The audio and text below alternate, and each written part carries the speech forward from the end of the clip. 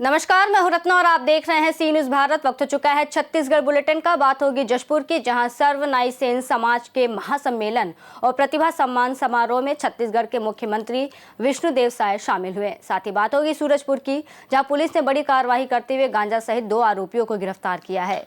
ऐसी तमाम खबरों पर विस्तार से चर्चा करेंगे इस बुलेटिन में। बालोद जिले के गुरूर विकासखंड के ग्राम पंचायत पेंडरवानी शक्ति केंद्र में श्यामा प्रसाद मुखर्जी का शहादत दिवस मनाया गया।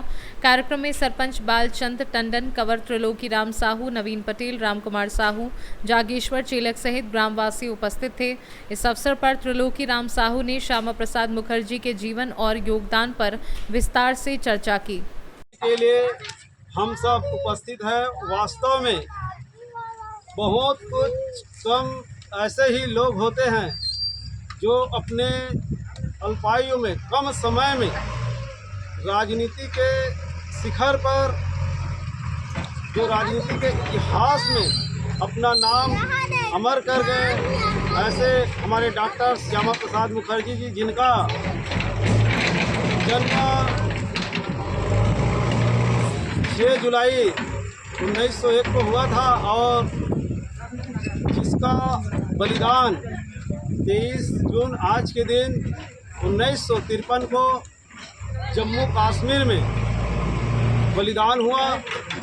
वास्तव में इतने कम समय में, मात्र 53 साल के उम्र में राजनीतिक जीवन, केवल 14 साल ही राजनीतिक जीवन था जिन्हें।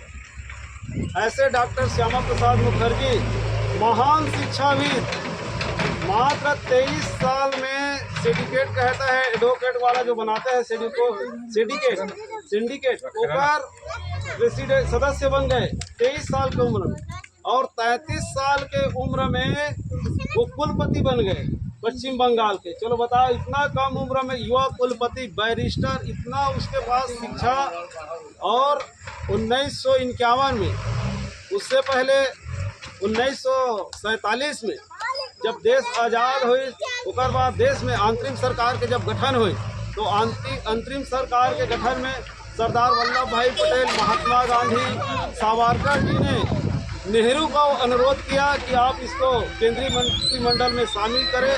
और केंद्रीय मंत्रिमंडल में शामिल होने के बाद उद्योग नागरिक आपूर्ति का जो मंत्री बनाया गया, और उसके मंत्री बनने के बाद में उन्होंने सबसे पहले यूरिया का खाद का कारखाना धनबाद बिहार में लगवाया।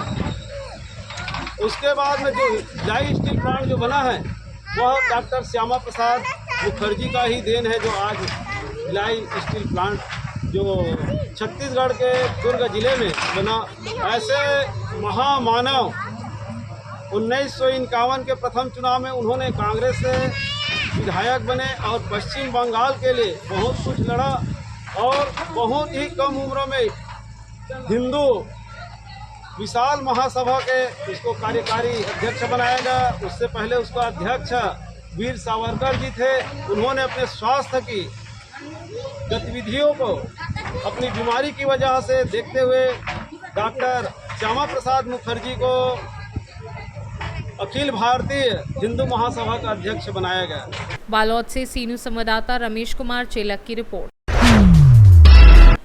छत्तीसगढ़ के जशपुर जिले के कुनकुरी ब्लॉक में आयोजित सर्वनाई सेन समाज के महासम्मेलन एवं प्रतिभा सम्मान समारोह में छत्तीसगढ़ के मुख्यमंत्री विष्णुदेव साय मुख्य अतिथि के रूप में शामिल हुए, जहां उनका समाज के लोगों द्वारा फूलमाला एवं पुष्प वर्षा से भव्य स्वागत किया गया। कार्यक्रम में विशिष्ट अतिथि के रूप में केश शिल्पी बोर्ड महिला प्रकोष्ठ की प्रदेश अध्यक्ष मोना सेन, प्रदेश अध्यक्ष छत्तीसगढ़ प्रांत सर्वनाई सेन समाज के पुनीत सेन, प्रदेश उपाध्यक्ष अविनाश ठाकुर तथा जशपुर जिलाध्यक्ष उमाशंकर ठाकुर उपस्थित रहे। मुख्यमंत्री ने कर्पूरी ठाकुर जी के छायाचित्र पर माल्यार्पण कर कार्यक्रम की शुरुआत की और अपने संबोधन में कर्पूरी ठाकुर जी के योगदान को स्मरण करते हुए सर्वनाई सेन समाज को सेवाभावी समाज बताया, जिनकी भूमिका हर सामाजिक आयोजन में महत्वपूर्ण होती है। साथ ही मुख्यमंत्री विष्णुदेव साय ने जशपुर के कुनकुरी ब्लॉक में समाज के लिए सामाजिक भवन निर्माण हेतु 25 लाख रुपए की सहायता राशि की घोषणा की, जिसके लिए समाज के लोगों ने उनका आभार व्यक्त किया। बहुत अच्छा रहा और भव्य कार्यक्रम रहा कुनकुरी में। जशपुर जिला में पहली बार इतने भीड़ हमारे समाज का देखा गया और मुख्यमंत्री जी बहुत ज़्यादा खुश हैं क्योंकि वो इस क्षेत्र के विधायक हैं और हमारे छत्तीसगढ़ के मुख्यमंत्री हैं। उन्होंने कहा कि इतना जोरदार भीड़ मैंने सेन समाज को देखा। मैं पूरे प्रदेश की ओर से भैया को धन्यवाद दूंगी कि आपने अपना समय दिया और हमारे समाज को आशीर्वाद दिया। यह कार्यक्रम हमारे सेन समाज के संगठन के लिए था और जितने भी प्रतिभावान बच्चे हैं उनके सम्मान के लिए यह कार्यक्रम रखा। जी, कितने जिले से लगभग यहाँ पहुँचे होंगे कार्यक्रम में? जिला एक था, इकाई, ब्लॉक, गांव से और पूरे दूर दूर से। चूँकि ये थोड़ा सा ग्रामीण एरिया है, वनांचल है, उसके बाद हमारी बेटियां, हमारी माताएं घर से निकली और बहुत प्रसन्न थी कि सेन समाज का इतना बड़ा कार्यक्रम कुनकुरी में हो रहा है। मैं धन्यवाद दूंगी इस कार्यक्रम के संयोजक जो हमारे प्रदेश के उपाध्यक्ष हैं अमनाथ ठाकुर जी, जिनके सौजन्य से यह कार्यक्रम हुआ, और हमारे जिला अध्यक्ष भाई उमा शंकर जी, हमारे प्रदेश अध्यक्ष।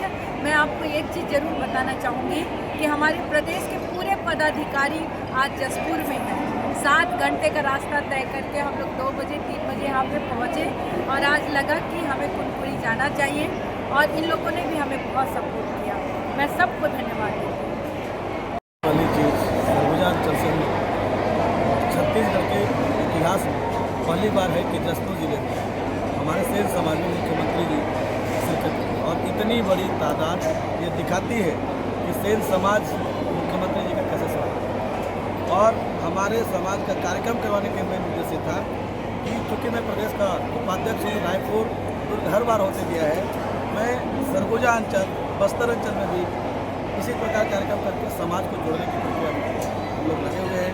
हमारे साथ आए हुए प्रदेश अध्यक्ष श्री पुनीत सिंह जी हैं, इस जिले के अध्यक्ष उमा शंकर ठाकुर जी हैं, और जिस जगह पर हुआ उस जगह का ब्लॉक अध्यक्ष संतोष ठाकुर जी, उनका बहुत सहयोग रहा। और इस कार्यक्रम में सबसे बड़ी बात कि महिला टीम की हमारी अध्यक्ष और केस कला बोर्ड के अध्यक्ष सुश्री मोना सेन दीदी, जो समाज को जोड़ने के लिए दिन रात एक लगी है और उनका एक ही नारा है, हम समाज की बेटी हैं, समाज के लिए हम जिएंगे, समाज के लिए मरेंगे।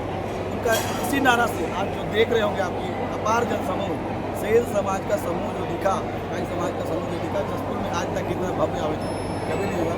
मैं मुख्यमंत्री जी को भी आभार देना चाहूँगा, अध्यक्ष जी को भी आभार देना चाहूँगा, महिला अध्यक्ष प्रकोष्ठ के सुश्री मोना दीदी को भी आभार देना चाहूँगा, पूर्व अध्यक्ष विनोद सेन जी आए उनका आभार देना चाहूँगा, प्रदेश सचिव जो आए भुवनलाल कौशिक उनका भी आभार देना चाहूँगा। प्रदेश के सारे पदाधिकारी इस मंच पर और सरगुजा का जो मान सम्मान बनाए उसके लिए विशेष आभार।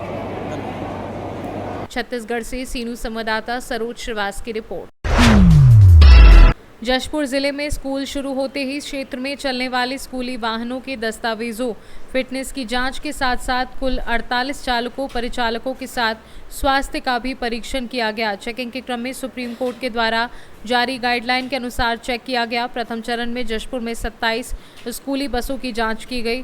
द्वितीय चरण पत्थलगांव में 12 स्कूलों का कुल 48 स्कूली वाहनों की जांच की गई।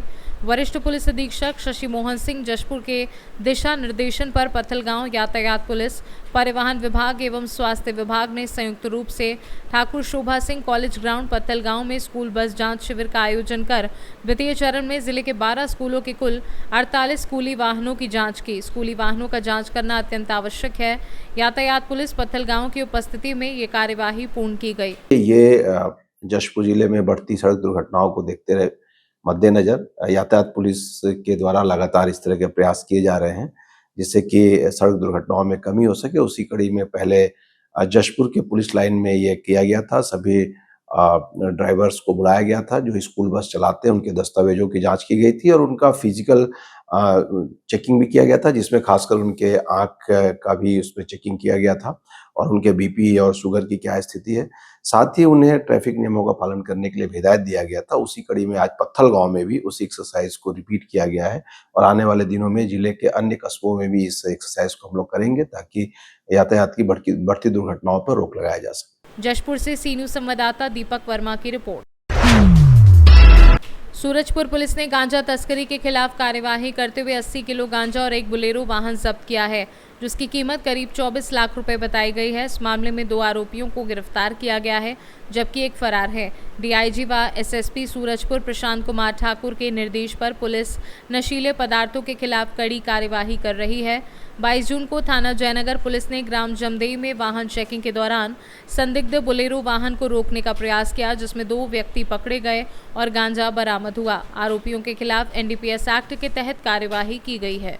एक जानकारी मिली थी कि शशिभूषण दुबे गांजे का काम करता है, इस पे लगातार निगाह रखी जा रही थी। तो ऐसा पता चला कि ये गांजा लेके आ रहा है। जब इसको पकड़ा गया तो ये अंदर जंगल वाले मार्ग से आ रहा था और इसके पास से 4 किलो 350 ग्राम गांजा मिला है, जिसकी कीमत लगभग 1,30,000 रुपये।